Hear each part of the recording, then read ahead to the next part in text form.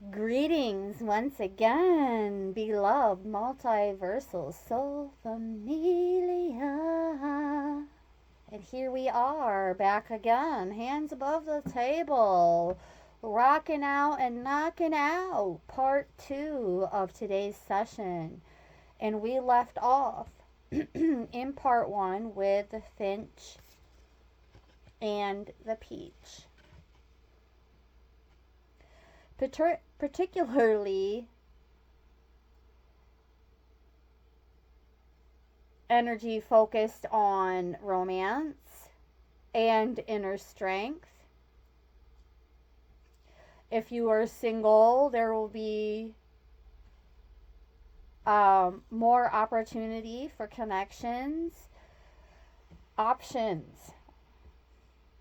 And of course, if you're already in a relationship, then there will be significant growth in that romance department. Along with whatever messages already came out in part one.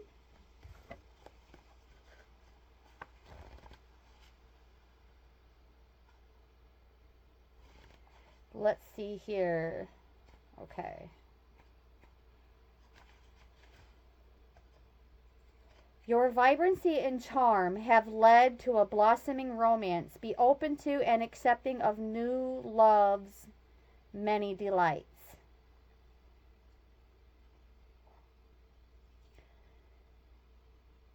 Love is in the air when the finch and peach appear. The peach, a sweetly scented, heart-shaped fruit, has long been associated with fertility, sexuality, and love, and the lively finch symbolizes exuberance, enthusiasm, and excitement. Beautiful. And of course, there were and are inquiries that go along with this card as well. I read them in part one, but I'm going to go ahead and read them again here in part two, and we can just have things flowing together here a little bit. And the inquiries are: how do I show others I love them? And do I feel safe and supported enough to be open to new love? All right, this is a winter solstice, winter season message, a review of the past year. And then I will be following up this multi-part session with a summer solstice, summer season message for those who would be tuning in from the southern hemisphere. You can watch both whenever, upon your own free will, whenever you come across these, and I'm sure you will find messages and golden nuggets, insights, teachable moments in all of it whenever you tune in. So, yes, moving on to the lizard and the pitcher plant. This represents the energy of stagnation. And with it coming out with the finch and peach, this is telling me that there is some stagnation in your love life.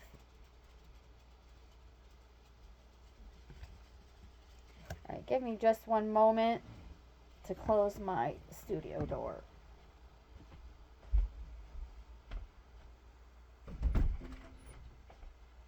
Go to your spot. Lay down. Lay down. All right. Here we are, taking a look at the lizard and the pitcher plant. Let's see what the book has to say.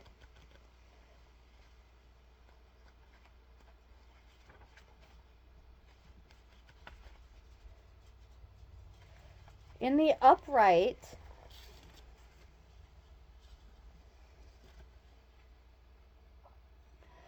you may be feeling stuck, frozen in place, or without an escape.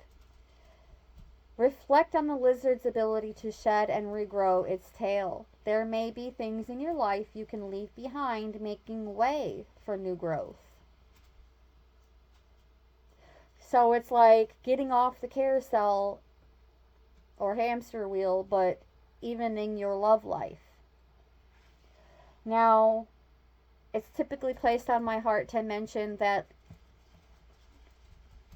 love doesn't always have to involve a romantic connection, but with the finch and the peach coming out specifying romance, which you can't read because it's so small, the print is so small, that tells me that that's exactly what this is some kind of stagnation. Like, it's not like there's any love lost. It's just like things are just kind of getting a little too comfortable, so to speak. In need of a bit more flair. As these pitcher plants also somewhat resemble torches.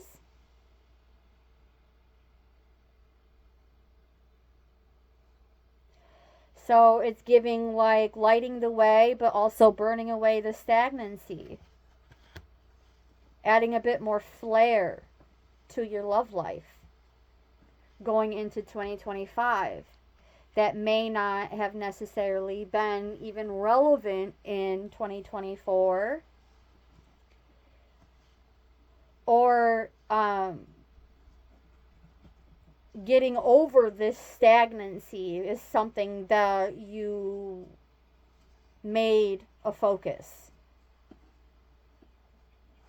and a priority in 2024 coming into 2025. Because part of these sessions, or part of these messages for this particular session, is involving the previous year.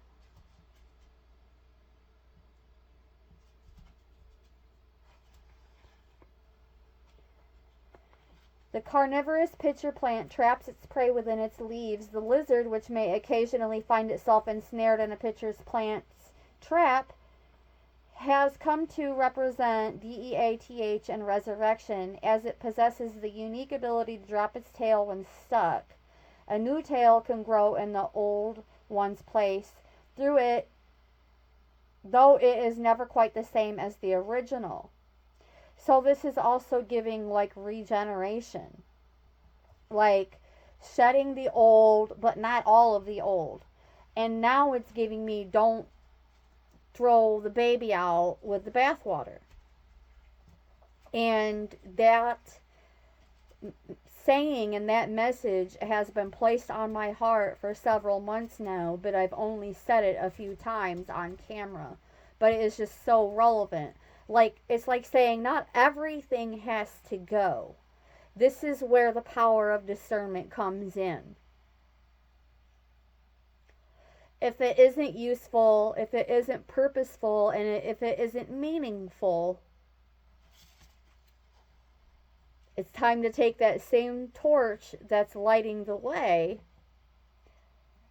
and go through a bit of what I'd like to call a burn-off season. Now, if you go back to this time last year, you may have even heard me using that phrase as a momentous energy, a reminder that there are indisputable seasons, and then there are other seasons that don't have anything to do with the weather. And interestingly enough, during this time, everything is dormant. But it doesn't mean that there isn't a little something happening amidst the overcast. In the wintertime, everything is so gray. And there's that overcast. And it's like sunshine in and of itself seems like an even more profound blessing during that time. Otherwise, we have to utilize other options. Like I have several UV lights, like actual, like you can grow things under these lights because I'm going to be installing a uh, indoor edible terrarium. So, but it serves a purpose in other ways that I don't want to go into in depth because of the whole disclaimer thing. So, yes, we're going to go ahead and refrain from all of that. But just so many different teachable moments and insights are coming from the fire element. The fire came out in another deck as well. And it came out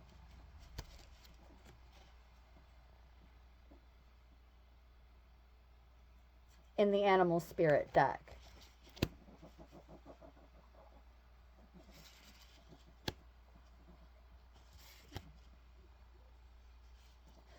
So, forging through the fire, metaphorically speaking.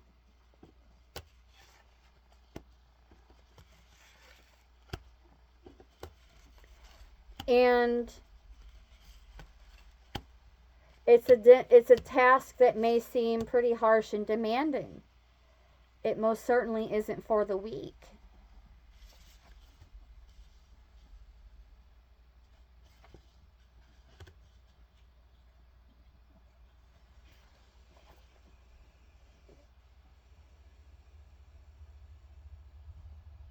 What could I drop in order to feel like I'm moving forward again?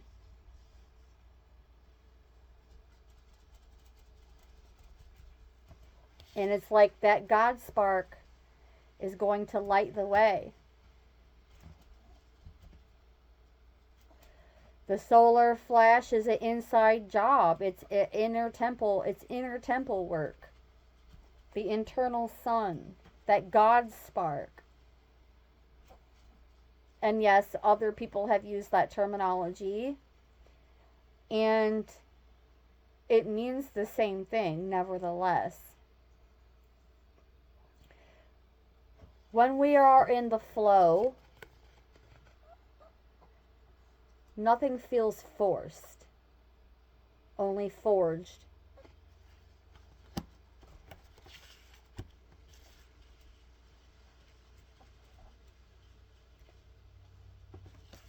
So it's all about how we've been shifting our intention, our intent, resetting our intentions with a more broad world view.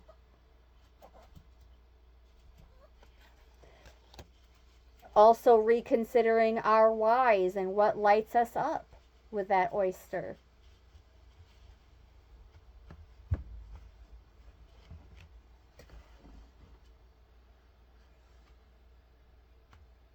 All right, we're going to go back into the Woodland Wardens for a bit more on our inner strengths. And I'm actually going to divert these messages primarily your direction. More about you, but also about us.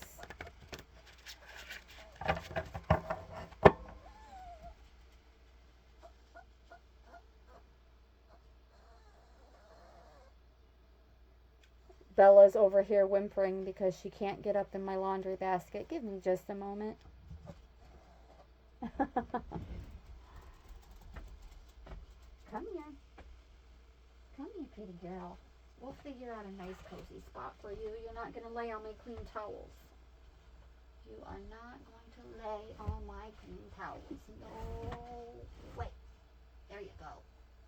There you go. Here you go. Lay down. Get cozy. Get snuggled in. All right. Here we go. Back to the message. All right. I'm feeling guided to give this one gentle shuffle.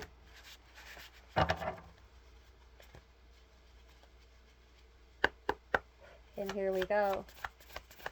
With more focus on energy related to our inner strengths. Oop, that's a lot. So I'm just going to take the one from the bottom. Like so.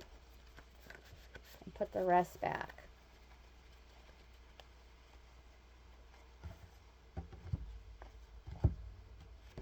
And we have the spider and the passion flower, but it came out upside down. The primary energy of this card is creative ingenuity.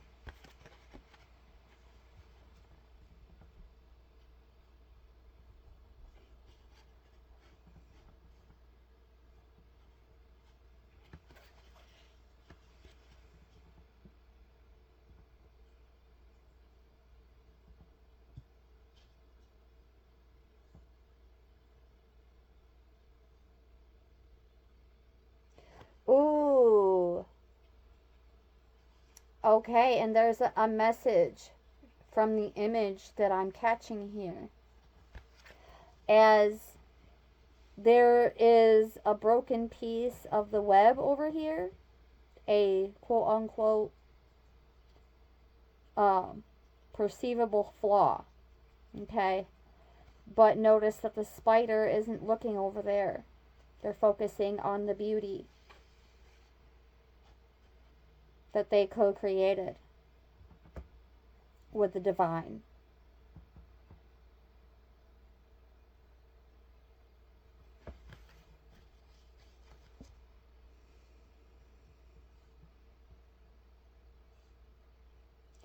And by focusing on the beauty, you'll notice that also there are little strands that are green, that are not the same color as the web. They're green because they are coming from the flowers.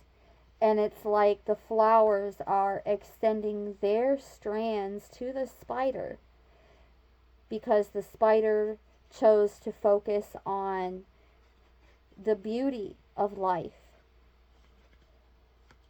versus the flaws. And I can see that in the collective as part of this transformation. Transformation and stagnation both have come out from multiple decks in these messages this morning. I'm not going to go into all of them. I just grabbed the butterfly because that is the most familiar reference for many in terms of transformation. So, yeah.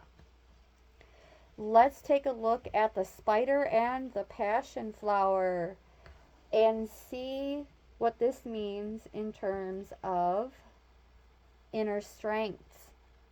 I think I've already pointed out a pretty solid inner strength with that ability to still be able to focus on the beauty of life even when there are flaws,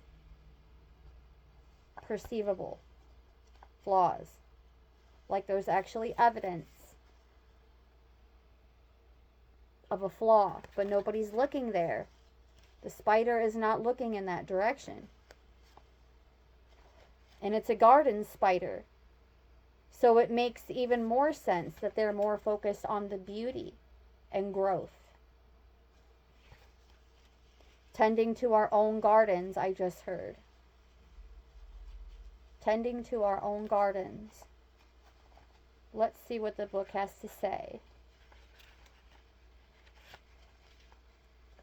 The inquiries for this card are, how can I overcome an obstacle using my talents? And where have I solved a problem using my ingenuity in the past? Spiders represent a balance of light and dark. Cunning yet patient, they spin intricate webs that are both beautiful and deadly. The passion flower is a vining flower that has come to symbolize faith. It was named by 16th century Jesuit missionaries who associated the plant with the Passion of Christ. Its filaments represented the crown of thorns, its 10 petals, the 10 faithful apostles, and so on.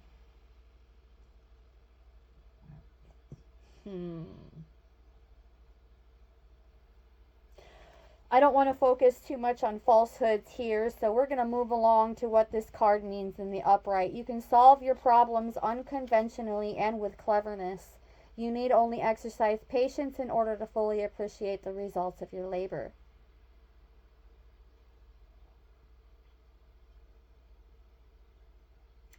Already overcoming creative blocks. Being more like the spider, innovative and adept. Well seasoned, beloved, multiversal soul familia. Well seasoned at seeing the beauty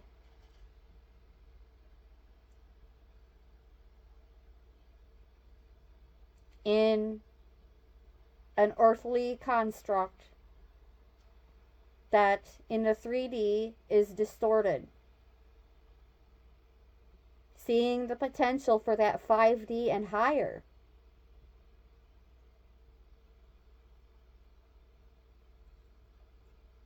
I'm seeing 9 petals.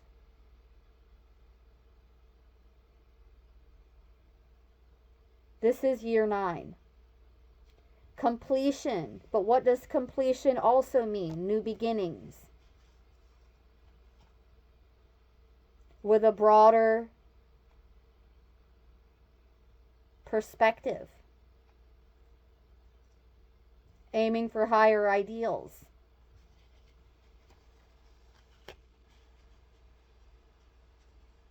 That spider isn't thinking anything of the flowers being higher than they are. Because in the eyes of the divine, they are equal and holy. And equally holy.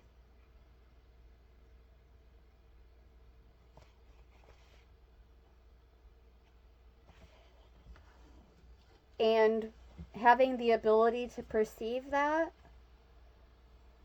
and have that broader worldview is most certainly a solid inner strength that is also few and far between, beloveds. All right, I'm feeling guided for one more card for our inner strength, your inner strength. And it's going to be this one.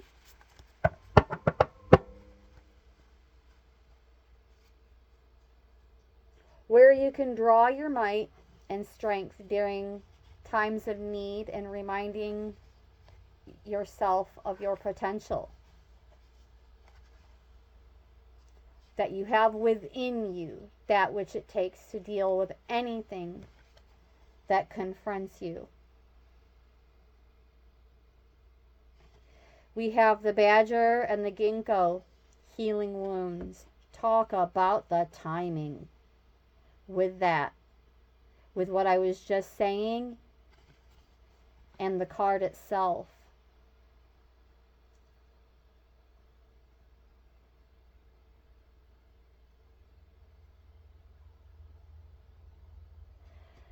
The badger is holding the ginkgo close to its heart.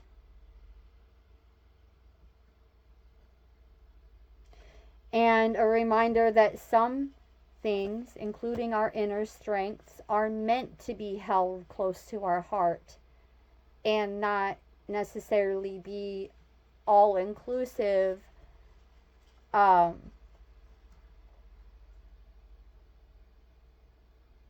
otherwise holding things close to our heart until divine timing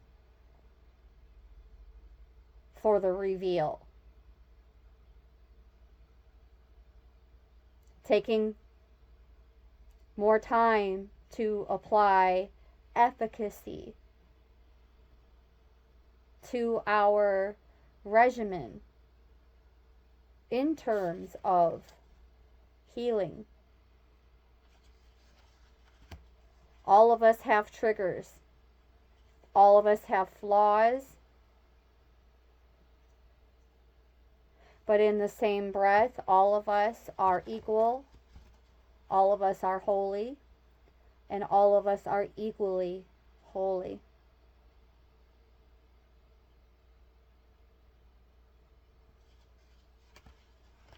So in this message, it's like these flowers are like the dove extending the olive branch to the spider, letting them know that all is well in the Bell House and beyond. No need to worry, no need to fuss.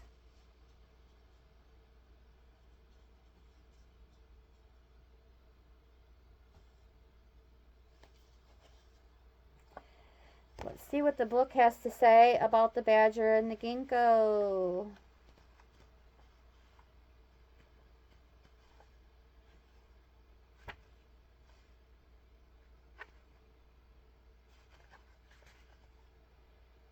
The inquiries for this card.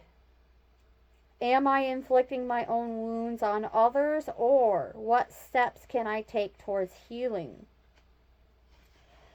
Clearly, as this is referencing the past year, it is in the upright indicating that you have been at least extremely conscious, if not even more so, invested in healing.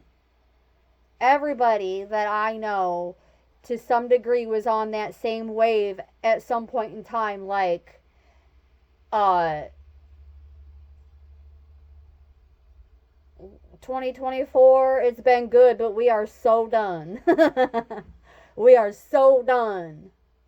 And we're not carrying over that negative voltage from 2024 into 2025. Even though the separation is an illusion, it's still, the time offers a guideline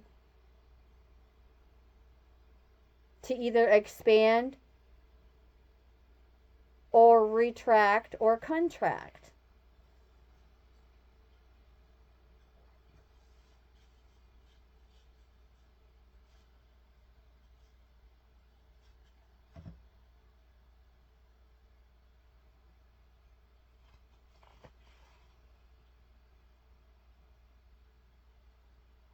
Righting your wrongs when it's in the upright and setting the stage for healing.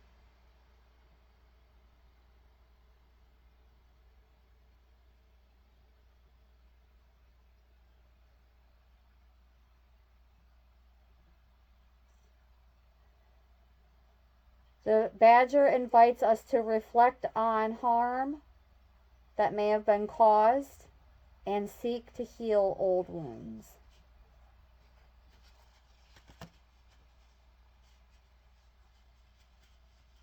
And that has been one of many inner strengths for the collective throughout 2024. All right, now we're going to set this off to the side so that I don't accidentally reach for it again right away. And now we are going to see what divine intentions we're being guided to set. And I'm feeling guided to go back into the archetype deck for all that.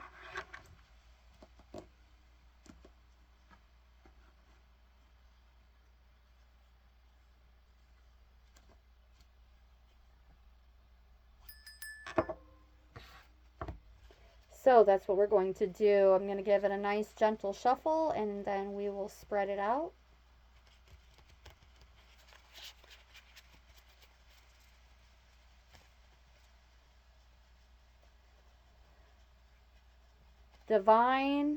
divinely guided intentions for 2025.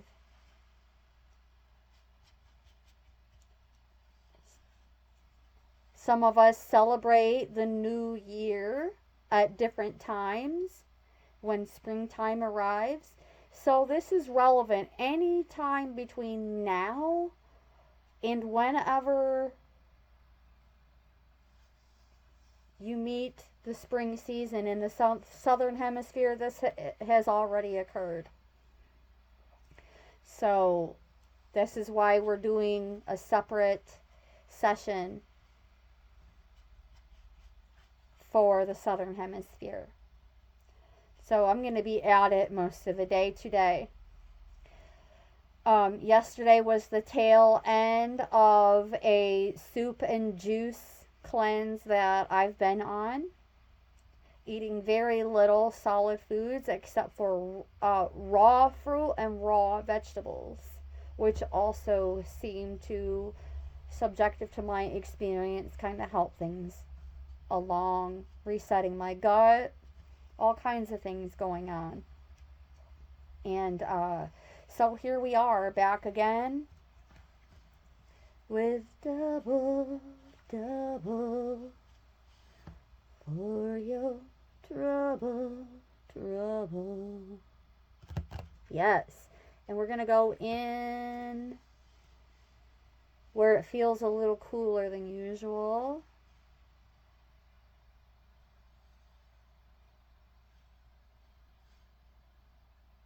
Where do I feel that cold spot?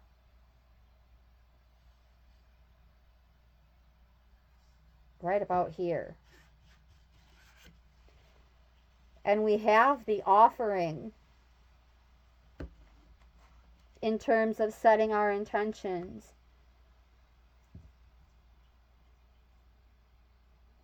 We'll just say for the next consecutive 365 days, even though we're already halfway through January. The offering.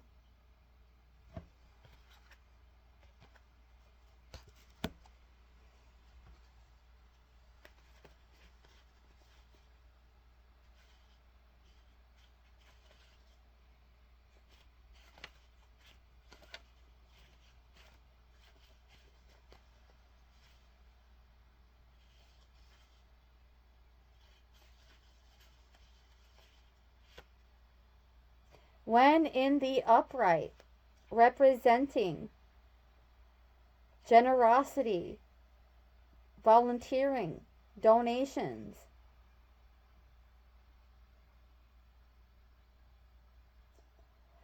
Ooh. Now, when you go a little bit deeper, there is a Old Norse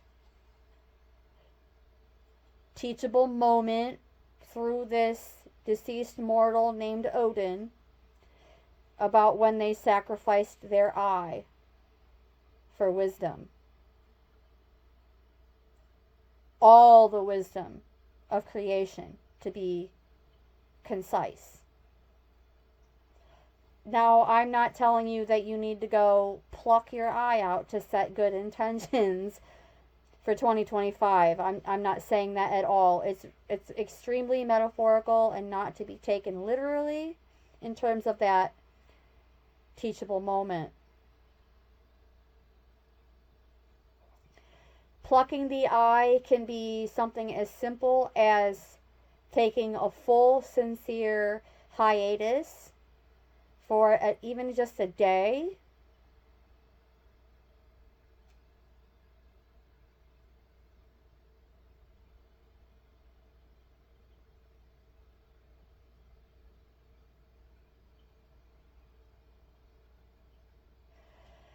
So it's not just about what we put out in terms of offering, but what is coming through as an offering from the divine.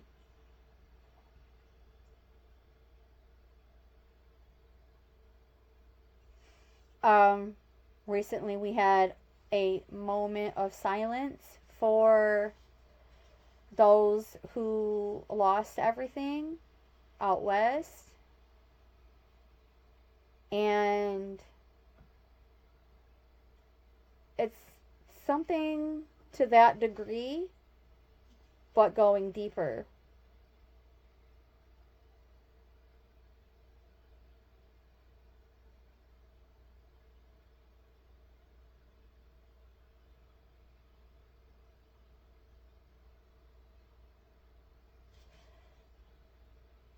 Yes, it says the offering can come in all shapes and sizes.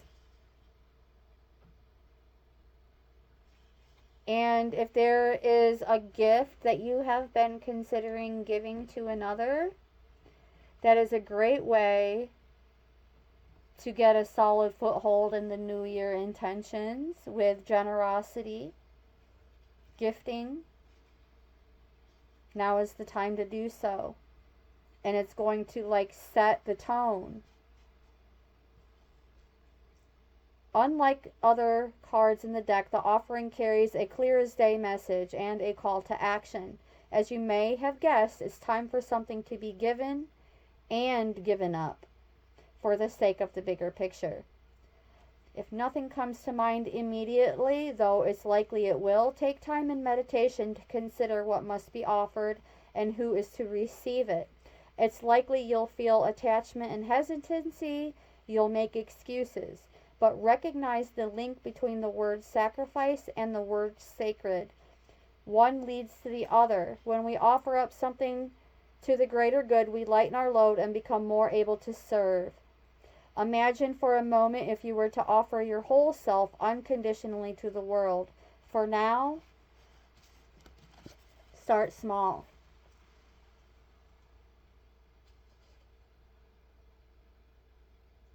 Pack light in more ways than one.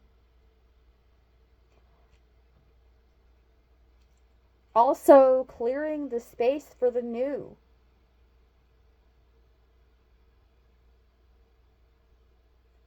By giving something up, you're making way for greater things.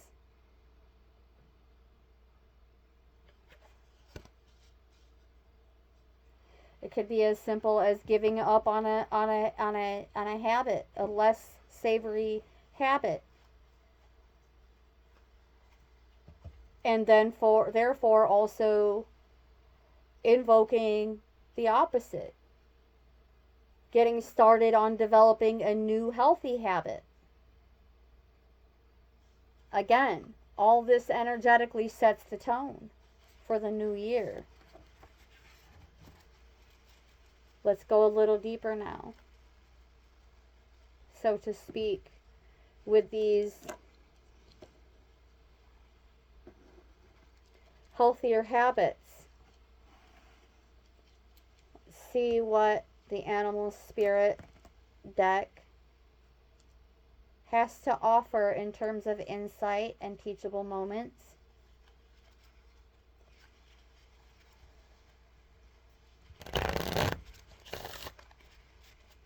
Healthier habits. What creature teachers or creature teacher can guide us in setting a New Year's intention of building healthier habits? We had two come out, both of them in the reverse. Or, hold on, let me look. I was going to say, or the majority of the deck is, excuse me, or I was just holding the deck upside down, but since there are multiple cards in the upright, we're just going to roll with it. And then we're going to do a little flip and move along. Clearly this is how it was meant to be. So oh look.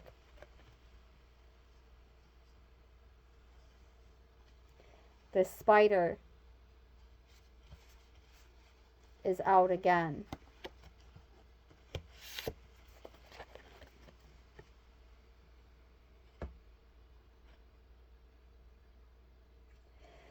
So, on top of the Animal Spirit Guidebook, We're going to take a look at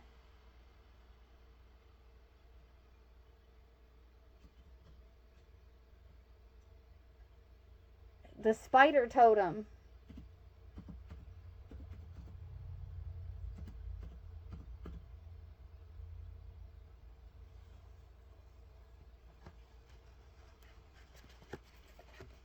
Symbolizing magic, the power of creation, and the universal life force. When we are working with this totem, we are creative, patient, and know how to balance the past and the future. The spider totem can also represent patience, creativity, shadow self, and feminine energy. Being guided towards a deeper understanding of our place and purpose. Symbolizing we are becoming more rich in terms of these golden nuggets and insights. And spiders are among the most patient and long-suffering of all the animal spirits.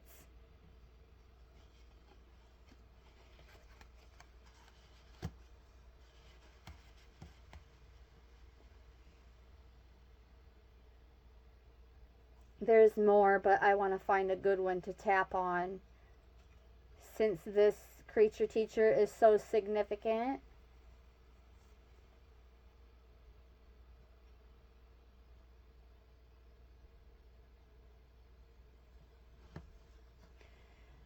Okay. The spider is also symbolic of aggressiveness, hard work, and being self-driven, self-motivated. Working together as well in groups and always caring for one another. As humans, we are being called to practice even more selflessness, and it makes absolute sense coming out right after the discussion on generosity and giving.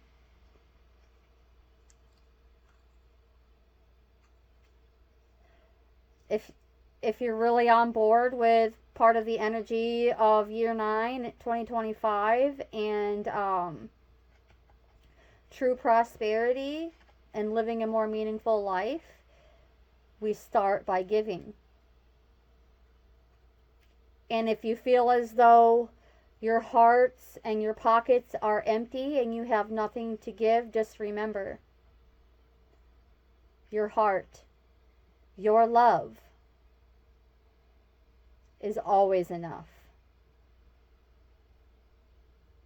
Your love, when you are uplifting and elevating and supportive of others' endeavors, it doesn't cost you anything to just be there energetically and show love.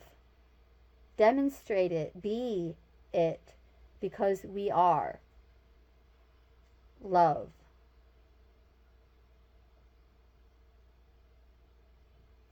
And we have a strong determination and urge to be that giver without being a doormat. Many hands, many limbs,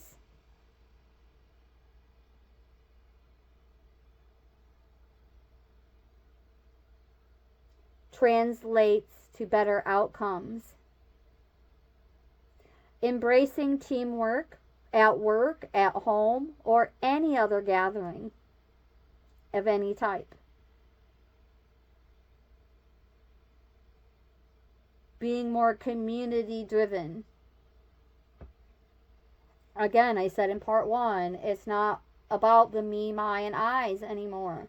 It hasn't been for a long time. Some of us understood that assignment for quite some time now. Sometimes we do end up taking a step back, but that step back is like that resistance band being pulled back on a slingshot to catapult us forward, onward, upward.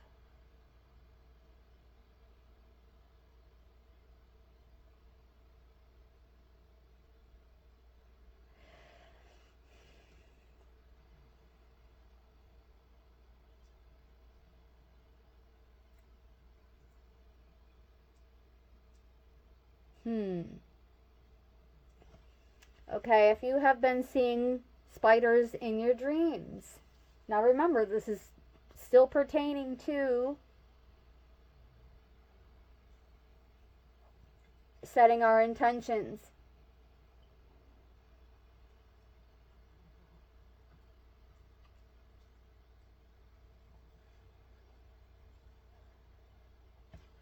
Seeing spiders in your dreams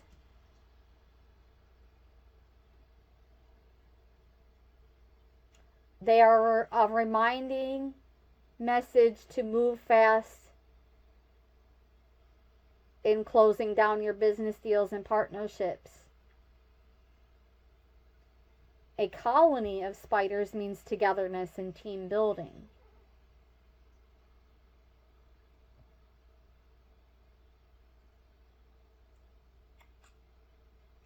Huh.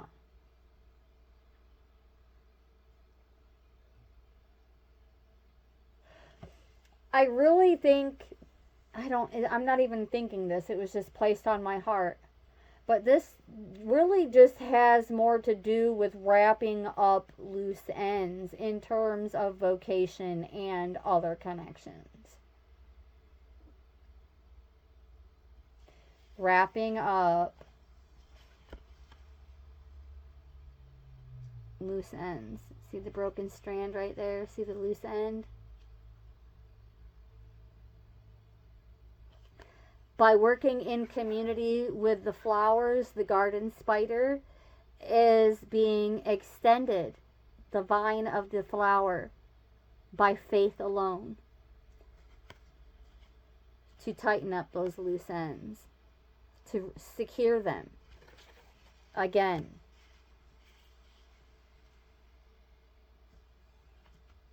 So if you've been having dreams about spiders, you have some loose ends to tighten up. Set your intention to tighten up those loose ends and get them the hell out of the way. We'll just put it that way. Spiders are about humility and perseverance. Knowing that success cannot happen in a single day, nor do our fruits ripe instantly. As how can we be expecting a fruit when we're still in the flowering stage? The fruit comes after the blossom. A lot of people think that the blossom is the end all. No, it isn't. It's not the final stage. Although, for many reasons, it does take center stage.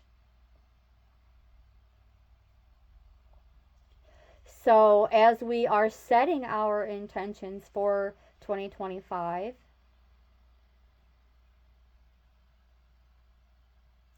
we're giving reverence to all these stages.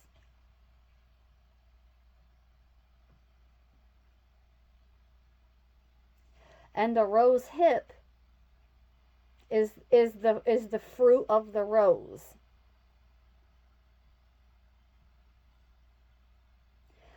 Also a sign that even with some minor loose ends, we still successfully wrapped up that season of our lives.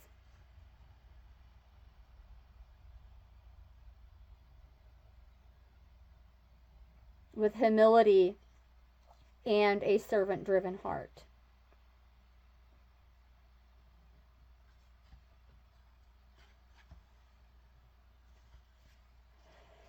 A better analogy would probably be like an apple tree. The apple tree gives way to the apple blossoms before the fruit.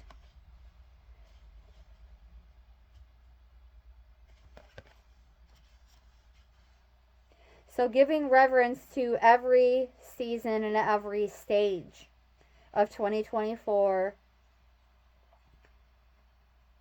and recognizing where it actually contributed to our growth, especially as collectives and communities.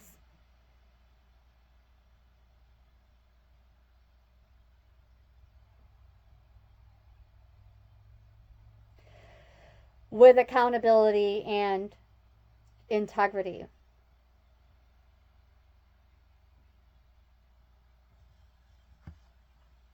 So let's go into, okay, what did I click on?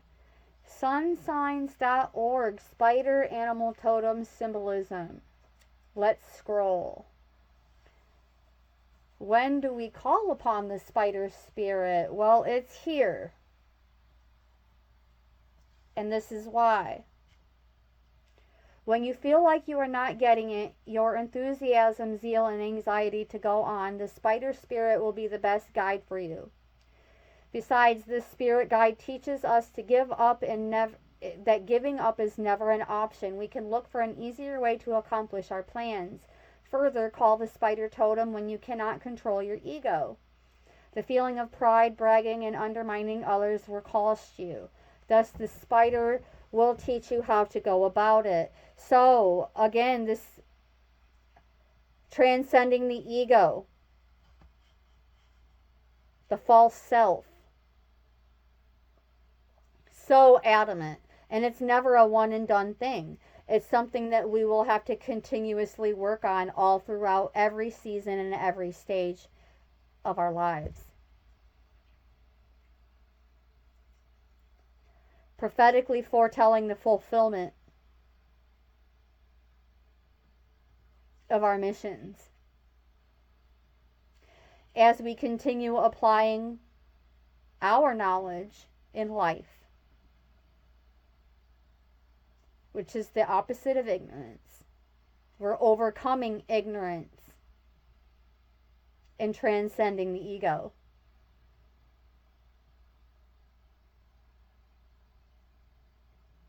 Maintaining focus.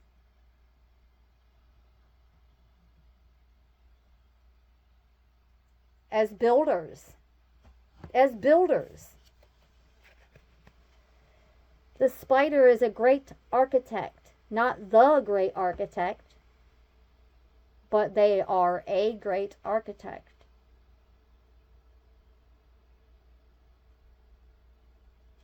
Both powerful and patient.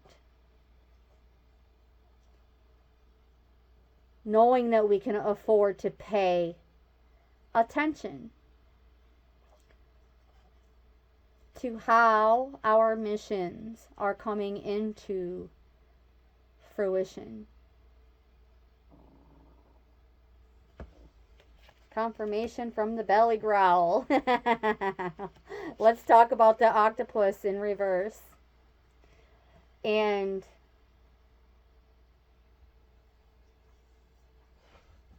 how it's going to guide us in establishing our intentions for 2025.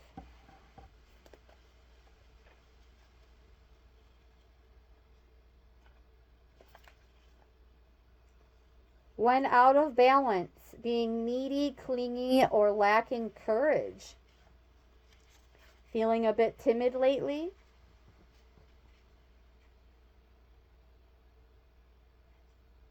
According to this card, and when it's in reverse, what's standing out to me the most is the results in a well-intended but messy relationship. And being entwined with other people's business. And also oversharing about one's own business.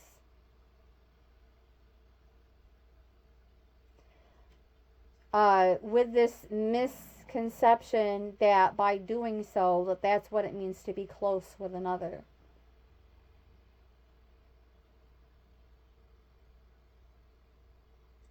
Notice when you're around others and they make you feel drained or uneasy, and establish healthy boundaries. This is also giving me to notice that within yourselves as well, beloveds.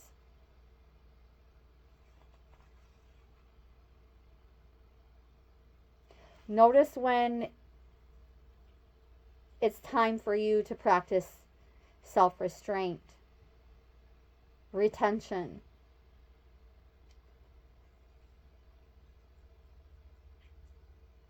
allowing some form of dormancy, or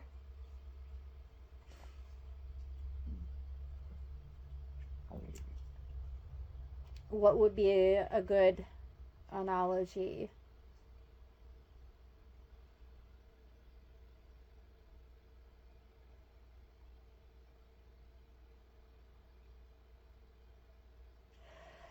It's like choosing the tools of the divine over the tools of destruction that I mentioned in part 1.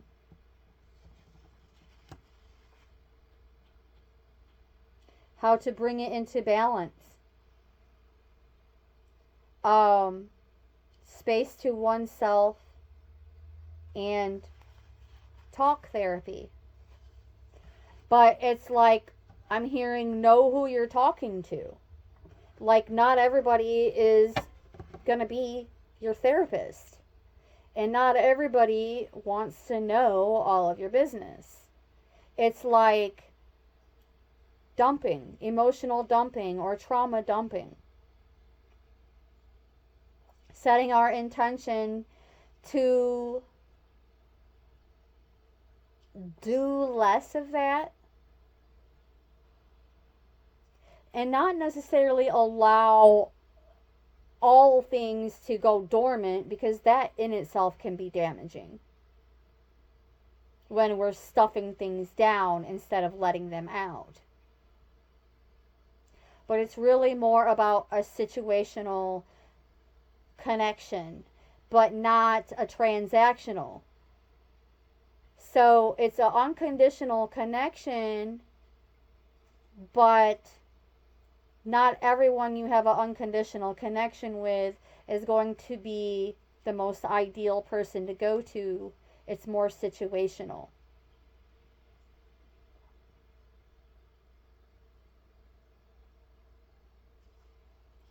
Like if you want to know more about how to tackle a certain topic or task, then you're going to want to go to the ones who are more well versed and well seasoned on those topics and tasks, right?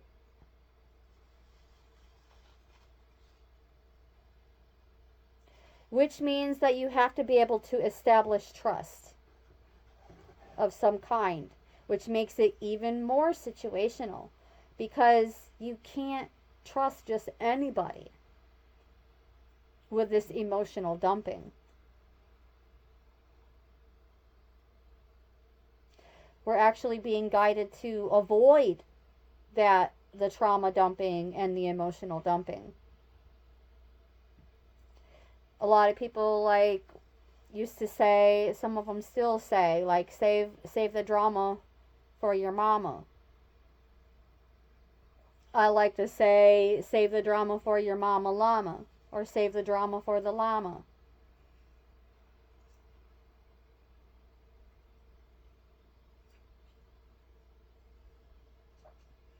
And it's really, again, it just goes back to it being situational, knowing who you're talking to.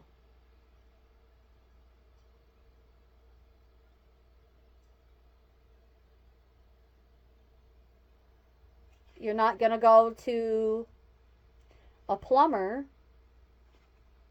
when the intention you're setting is to rewire your house. See what I'm saying? And that's just with matrixy thinking. That's just with earthly construct thinking. Now go deeper with it. And only you are going to know. When you go deeper with your own constructs and circumstances.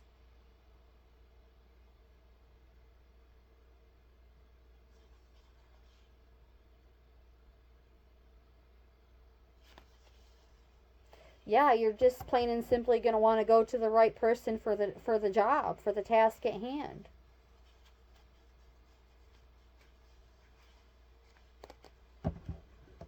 All right, now we're going to go into the mystical shaman for a bit more in establishing intentions. That was quite the clump that turned over inside the deck. And let's see, we have 2 in the upright and 2 in the reverse, so we're going to whip right through these cards. Oh, we have the sun and the moon both in reverse. And since that stuck out to me the most, we're going to go there first. So we're going to go into the medicine for these 2, beginning with the sun in reverse.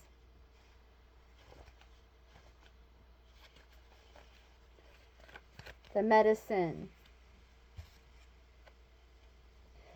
Have you been shining your light for too long? Remember that daylight is only 1/2 of the day. The night must have her equal time, and she offers us her gifts as well. Be careful not to be blinded by your light or the light of others. Do not become enamored with yourself or worship others. Beware your shadow. Revel in your midday glory, but do not be afraid of the waning of the light at dusk.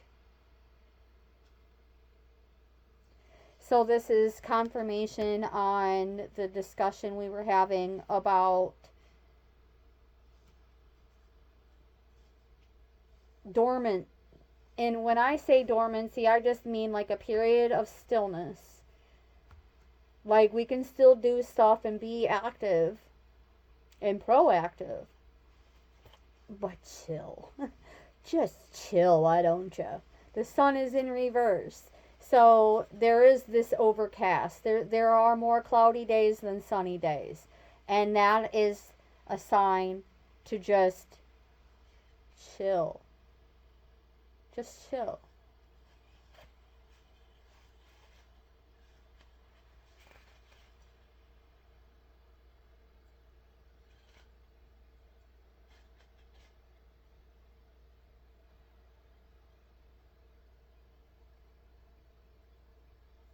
So, I'm just going to read a couple of lines from the essence on the sun. It can be gentle and warming close to sunrise or sunset, fall or winter, or it can be destructive as its zenith during a scorching summer.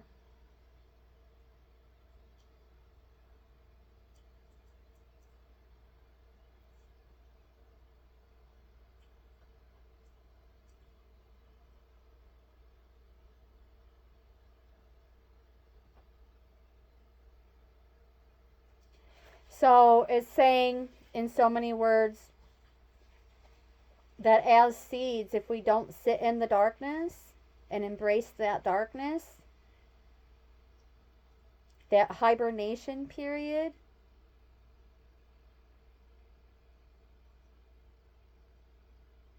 we can't sprout.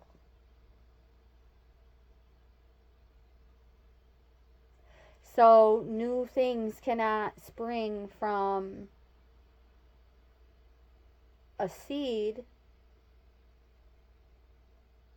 that is exposed when it can only germinate from the darkness of the soil while in the soil.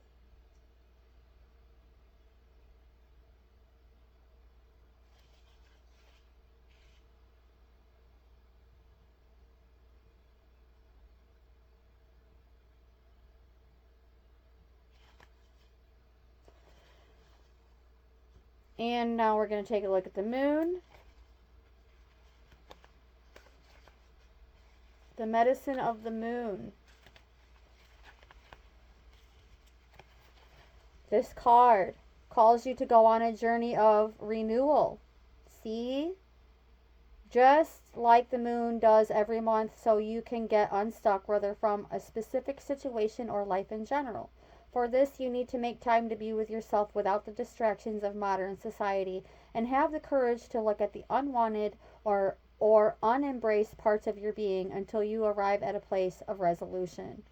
Shamanic lore explains that the finest treasures of humanity are hidden when where people are most afraid to go.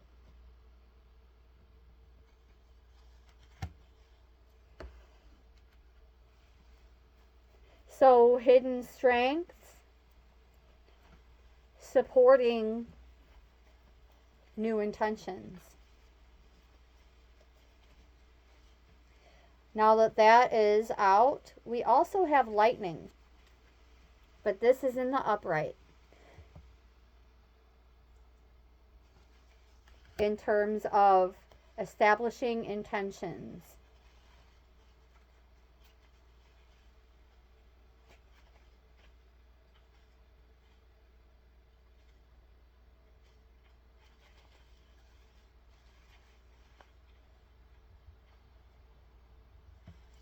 I'm feeling guided to just read the invitation for this card. The forces of the upper world are investing their gathered energies to ignite you with new inspiration and creativity. Allow this divine gift of awakening to take root in your being and enjoy a renewed sense of clarity, passion, and vision.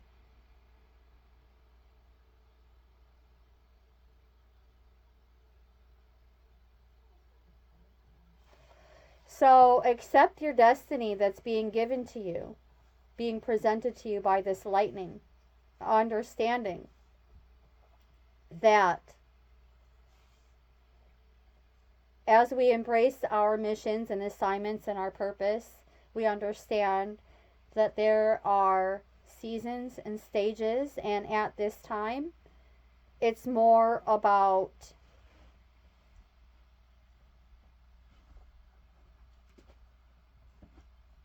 the renewal of the soil so that we as the seeds can germinate and sprout from that. But without that period of darkness, we would just be exposed and dry up and not be able to germinate anything from a infertile seed.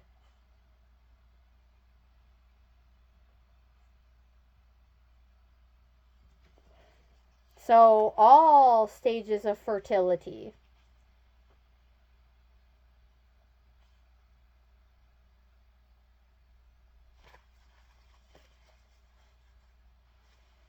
all right. And then of course, since this word has come out multiple times in part 1 and part 2, we're now going to discuss it.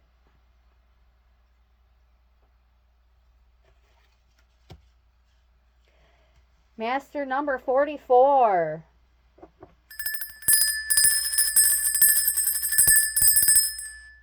My bro stars inspired me to do that. When there's a master number on the table, we're going to ring the bell. And let's talk about it. Angel number 44. And it seems as though I do not already have a tab open for angel numbers, so we're going to do that now. Number 44, meaning spiritually. Spiritual and material balance, abundance, resilience, hope for the future, stability and trust in relationships, healing and fresh beginnings, focus on self-care and positivity and health and well-being, guidance and support from our higher selves and other selves and spirit guides, connecting with the divine and our angelic bandwidths, power to manifest desires and create the life we want. It's called 5D, baby. Yes. It's funny because 44, the power of 44 is putting us in 5D. 4D is in between. It's like 5D, we're going into that angelic bandwidth, the beginning of several stages, several wavelengths within that bandwidth.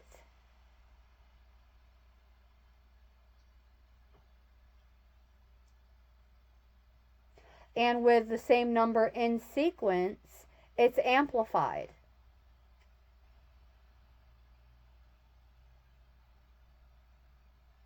a solid foundation.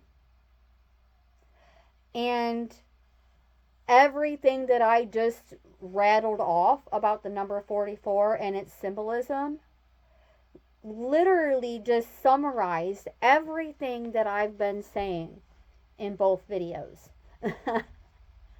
We could have just looked up angel number 44 and called it good, because it covers everything that we've been discussing.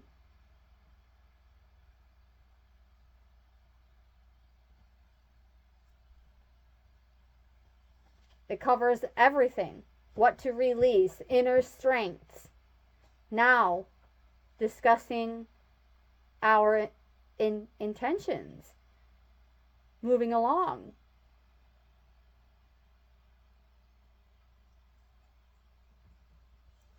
We had Kairos come out representing the past year. So we're going to go back to this card.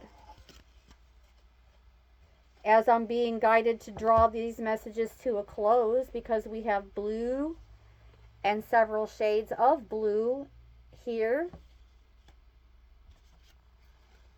as well as with the lightning card here. And that prompted me to be like, okay,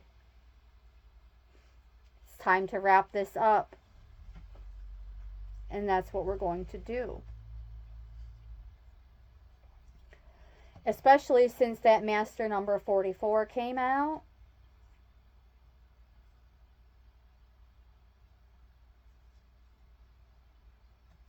Drawing these messages to a close. Let's go back to that number 44. Because I just know there's more that we're supposed to be hearing at this time.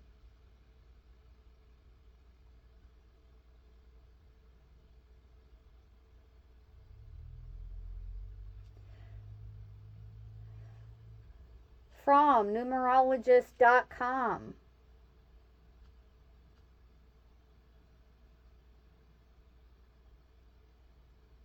Embodying the qualities of practicality. And now I'm hearing something about having the ability to take complex things and situations and simplify them in a way that is digestible by a broader reach of others. The power of love, commitment, dedication, loyalty. This is an impactful number, beloveds.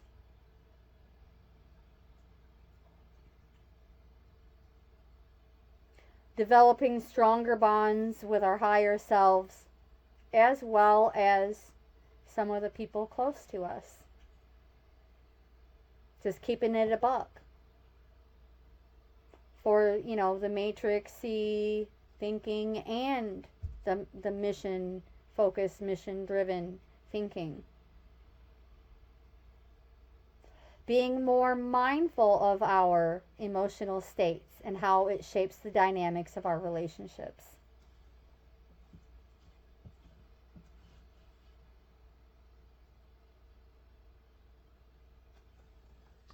All right, let's go a little further.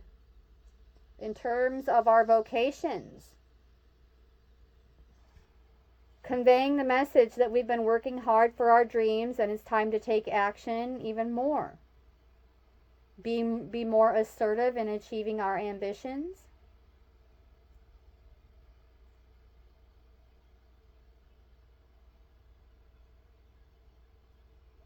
A reminder that better times are coming soon, even in the present situation appearing to be non-productive, because we're being guided to be more non-productive. Source is letting us know that we are not measured by our performance and our productivity. And anyone who says so is on board with the false creeds.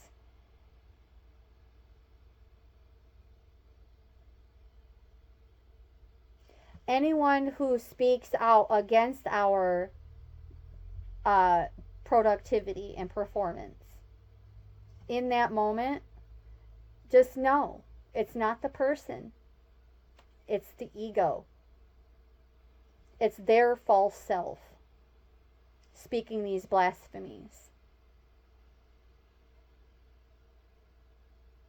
breathing more life into false creeds.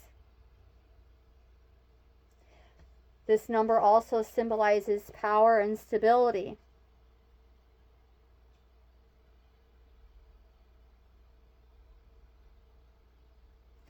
Especially in vocational endeavors. Even more great investments, ventures, opportunities, activities, freelancing,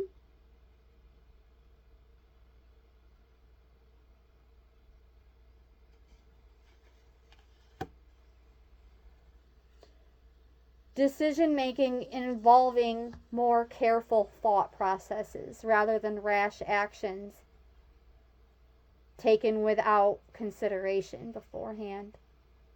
Weighing the pros and cons, sitting with things a little bit longer as we go onward, beloveds.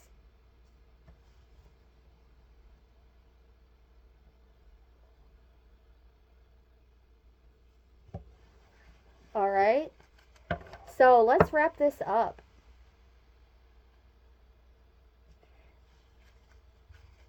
Returning light. The returning light. What is this? The renewal that comes with the winter. The gradual return of light after the darkness. And the return of this light is that reminder that even in the darkest moments, there is always the promise of a new sunrise. So, we're going to go back into the archetype one last time. For an archetype symbolizing the returning light.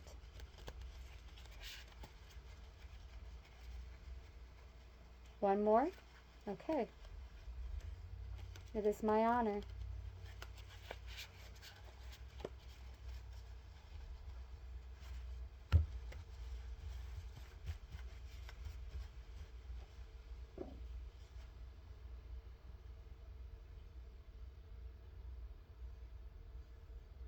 Ooh, right about there. We have the vision. Wow. And look at it. It legit looks like we're walking through a passage in time or space-time towards what? A returning light.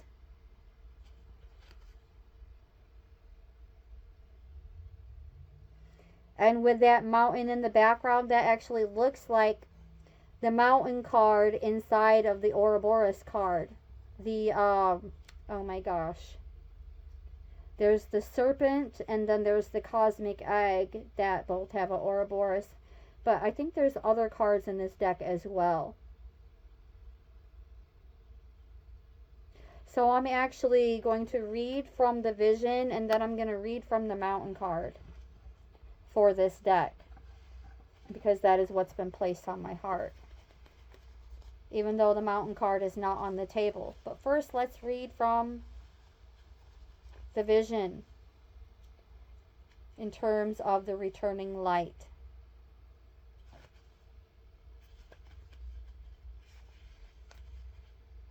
When in light, potent imagination, synchronicity, and what? Trust. Trust. Trusting the process. Trusting the divine. Trusting the season we are in. I just heard. Wow.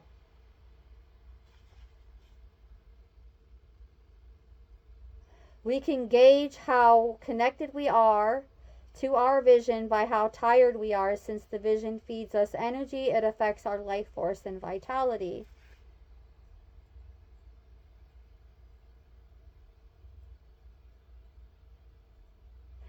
So we're actually, and this is where I say don't throw the baby out with the bathwater, because this particular card is encouraging us to actually embrace child self and revisit that nostalgic past, music and videos and forms of creativity, art, recreation that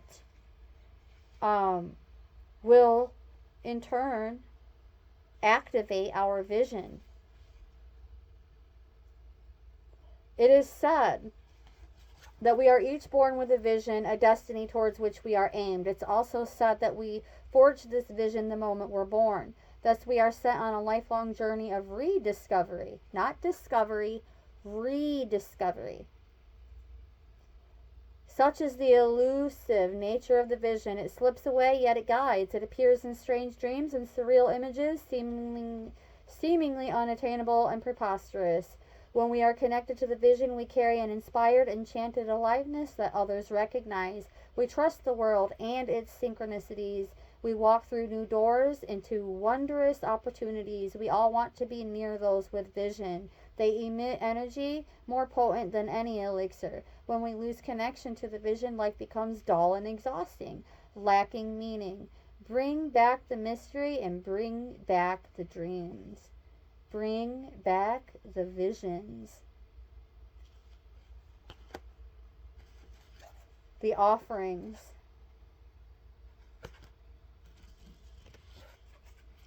The kairos. And the anima mundi.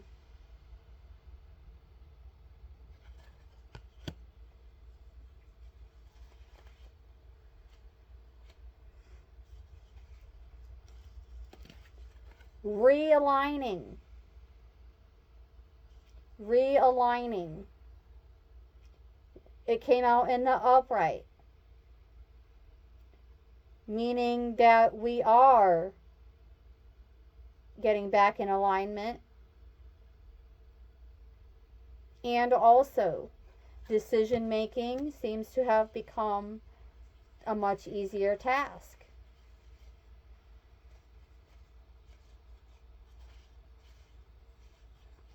With the anima mundi, tending to the more sacred details of life.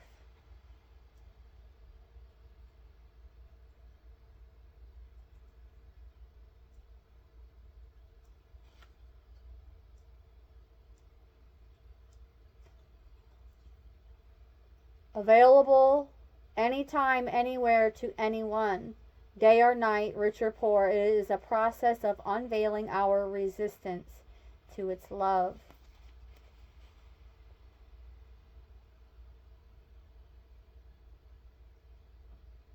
It's the World card. So that tells me that the oyster, okay, look, in essence, the World card is here twice, because whenever I see the oyster, I see the World card. The world is our oyster. The world is our stage.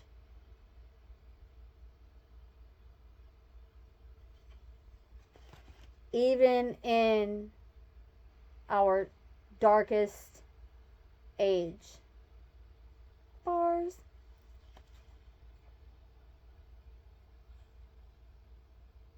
Linked between the literal and the imaginal, the rational and the mythic. It is the connective fiber that makes life meaningful.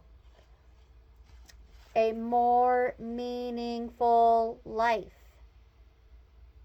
A life with purpose. Beautiful. The offering.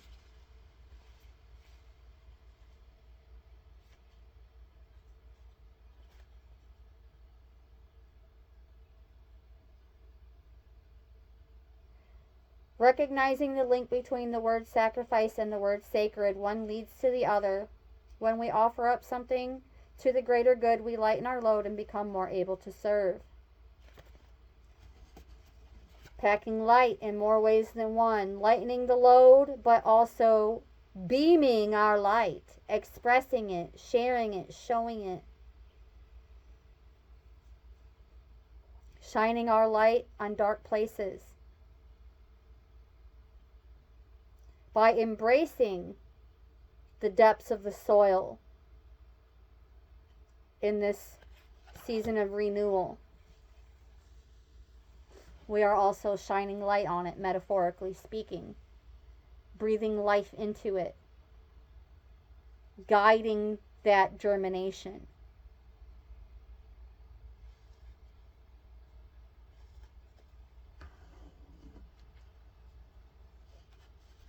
And now we're going to take a look at the Mountain card. And it's going to be our closing message.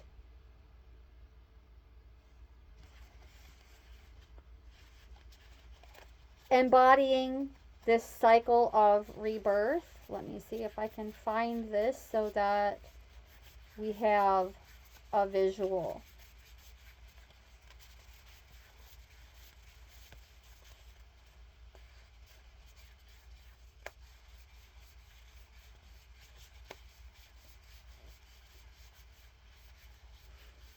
We'll get there.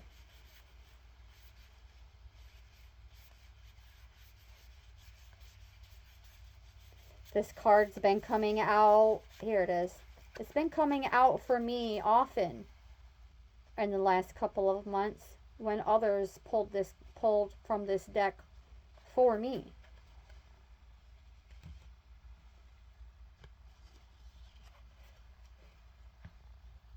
See the mountain?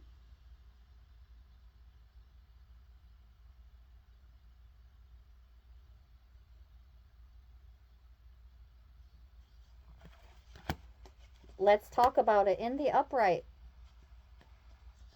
The cycle of rebirth, speaking to the cyclical nature of life, beloveds, that continuous process of transformation. Unlike the butterfly, that transformation is not something that is one and done for us. It's continuous. Cycles of transformation and expansion.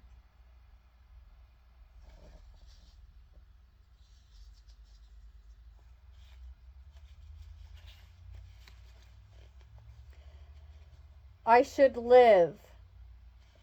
I meet a new friend. She told me about a master's program with a depth psychological approach.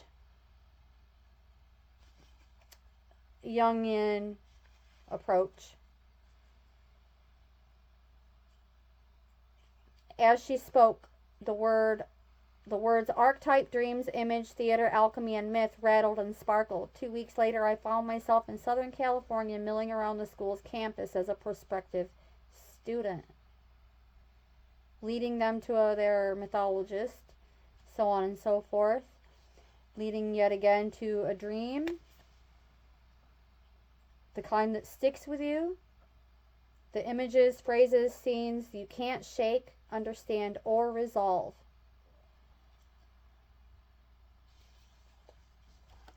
I am the mountain and I am calling you. Wake up. The cavern, as it's illuminated, it does look more like an eye that just woke up.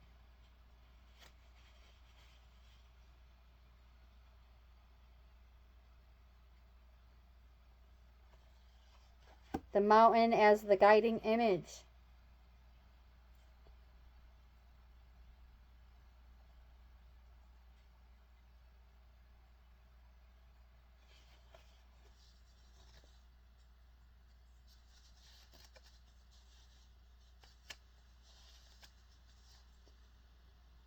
When in the light, being grounded in the eternal, being steadfast and uplifting.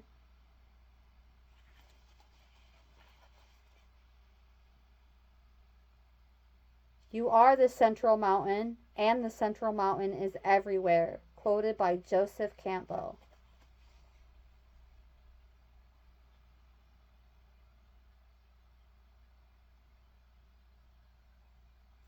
So this is an awakening happening for the collective. Or perhaps a deeper part of your awakenings.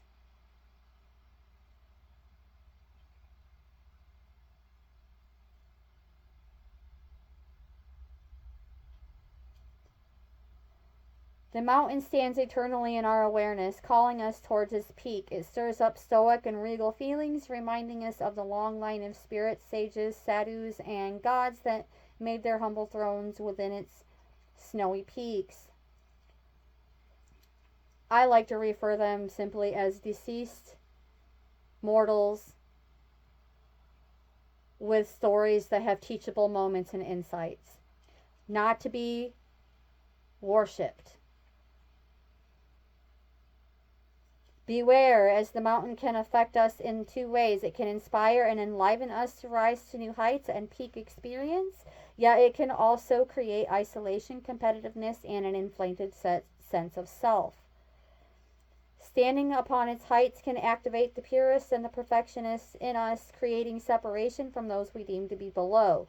No matter how high you ascend, remember that it is within the core of the mountain that the gems, minerals, and jewels reside. If you think it's all about going up, you're following the fool's path and missing the miner's magic.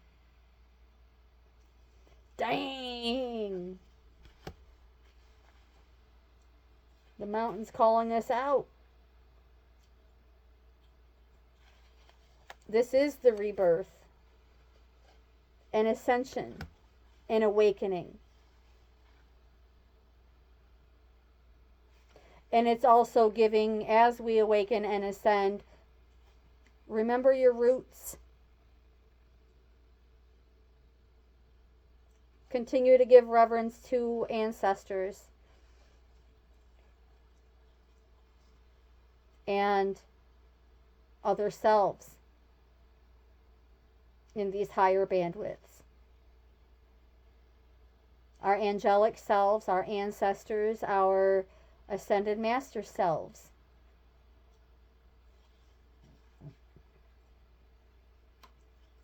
Without becoming caught up in the thinking and becoming more big-headed.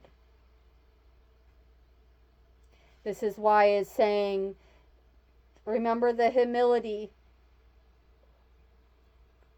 Remember the humility. Remember where you came from. Remember where you've been. Without the trauma dumping.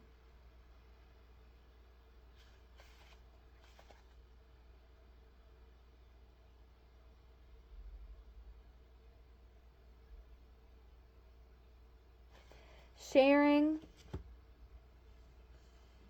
in ways that are more elevating and uplifting.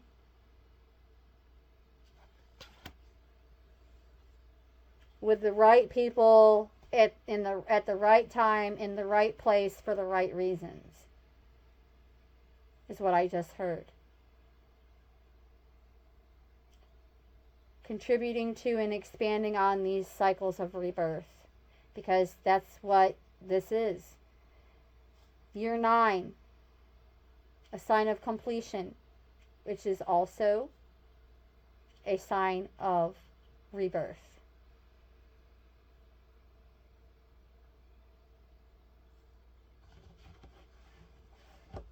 One card from the bottom of each deck that I have on the table.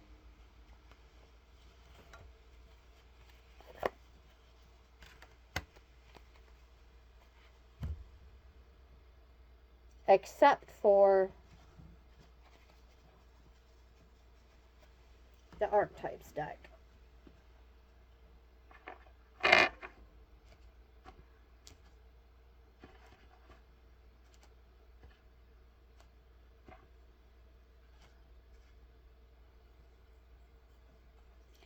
Okay, we have the turtle in reverse.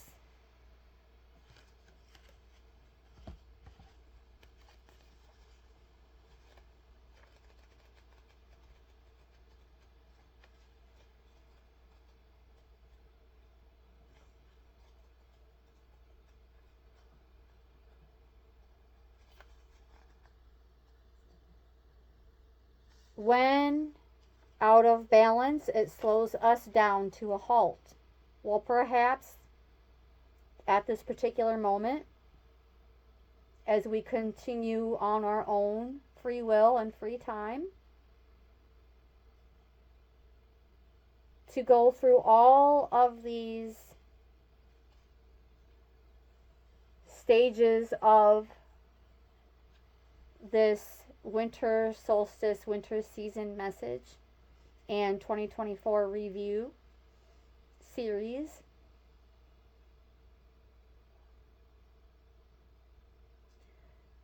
Observe and sit with what we observe.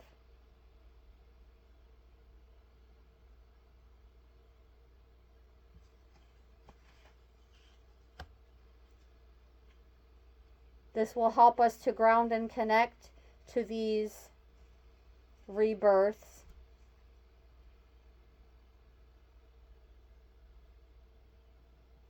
The deeper truths of our lives. No matter where we go, and no matter where we've been, and no matter where we're led.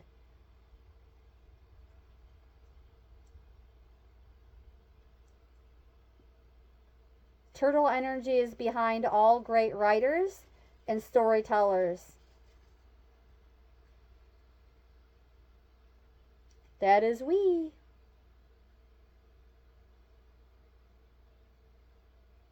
As we collect life experiences under our shells for later use. That's why I was saying, embrace this renewal, embrace the dark soil, being focused on germinating our seeds.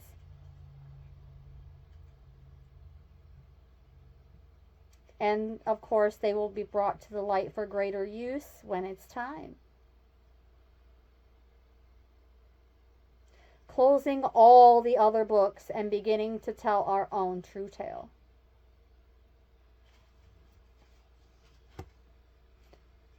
And to bring this all to a close, we have the Gatherer.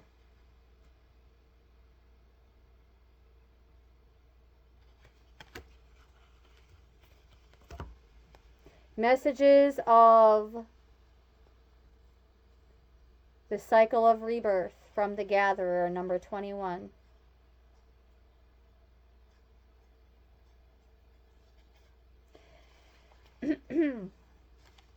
Before we cultivated grains, we collected the wild bounty of nature. The gatherer finds abundant seeds, nuts, berries, and wild greens where the ordinary person sees only barren soil. The gatherer is the provider, the forager, and the gardener who collects roots and vegetables for the long winter when game is scarce. She does not hoard, trusting the bounty around her. That's the essence. The invitation of this card is look at the resources you already have close at hand, as those too are a time of abundance. So the theme of abundance from year 8 is carrying over into year 9. Everything around you is ripe and ready. Banish the notions of scarcity that have limited your choices and colored your destiny. Pack your food for the winter and start with the low-hanging fruit that is all around you. And the medicine for this card is do not wander too far afield and search for what Spirit has already provided. Practice paying it forward, being thankful in advance of receiving. If you are in a scarcity mindset, open your heart to look beyond current conditions and you will find the bounty being offered to you. Practice sharing, not hoarding. There it is. By putting it out there in the positive feedback loop a little bit at a time and sitting with all else. Sitting with it before sharing it. Putting more energy into it first.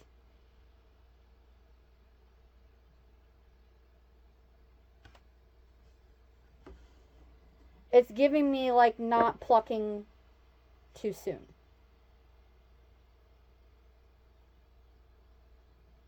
The low hanging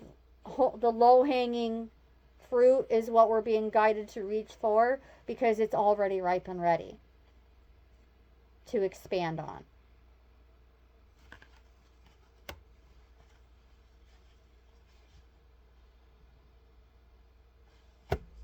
And then one card from the Woodland Wardens is the Elk and the Ash. Let's talk about it.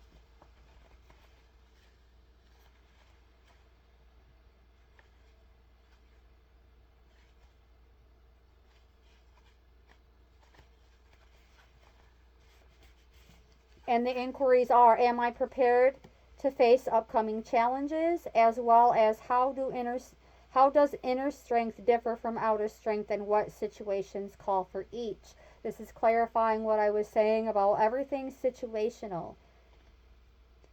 Elk are colossal creatures crowned with substantial antlers, symbolizing strength, beloveds. Known to cover great distances over difficult terrain, they are symbols of strength and endurance. Likewise, ash trees are sturdy and resolute, able to flourish even in harsh environments. We're being called to gather our strength ahead of a challenge.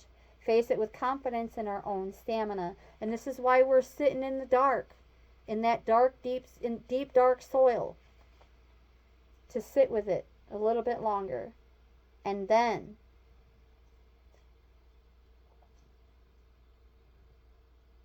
face it with confidence in our own stamina.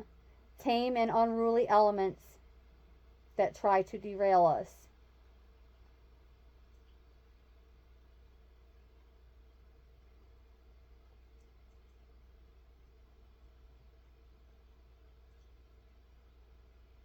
So yes, how does inner strength differ from outer strength, and what situations call for each? And that is the question I am going to leave you with, to sit with and ponder, and you will be able to discover through your own path of self-discovery and awakening and rebirth what that means to you and for you. Thank you so very much, beloved Cosmic Multiversal Soul Familia, for tuning in. There will be more to this season as we continue to review 2024, reflect, and reform to this rebirth in our own ways. And I don't mean reform in like that stigmatic way at all. But we are definitely in need, both in our inner temple and likely in this matrixy, distorted earthly construct that we chose to be born into. And that is the message. Brightest blessings.